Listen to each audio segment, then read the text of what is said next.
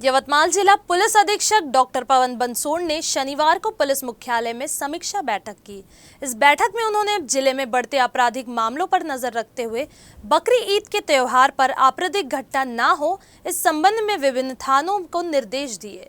इस बैठक में पुलिस अधीक्षक डॉक्टर पवन बंसोड़ ने जिले में कहीं भी कोई अप्रिय घटना न हो, इसके लिए थानेदारों को आवश्यक निर्देश दिए। साथ ही जिले में अपराध की समीक्षा की गई और यह निर्देश दिए गए कि लंबित अपराधों का शीघ्र निपटारा किया जाए और जिले में अवैध धंधे पर कार्रवाई की जाए। इस बैठक में अतिरिक्त पुलिस अधीक्षक पीयूष जगताप, यवतमाल उप विभागीय पुलिस अधिकारी दिनेश बैसाने, स्थानीय अपराध शाखा पुलिस निरीक्षक सोनोने और अन्य उपस्थित थे। भारतीय हत्यार कायदा या अंतर्गत हा गुन्हा दाखल करण्यात आला होता।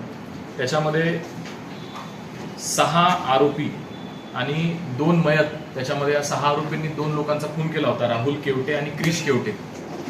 तर यांच्यावर हे जे 6 आरोपी आहेत, निलेश दीपक थोरात, पवन बाजीराव वाळके, गणेश संतोष तोरकड, गोपाल शंकर कापसे, गणेश शंकर कापसे आणि अवी उर्फ अविनाश अंकुश चव्हाण या 6 आरोपींवर जुने सुद्धा गुन्हे दाखल होते आणि त्याच्यामुळे यांच्यावर मोक्का अंतर्गत आपल्याला कारवाई करण्याची परवानगी मिळालेली आहे माननीय आयजी साहेबांकडे।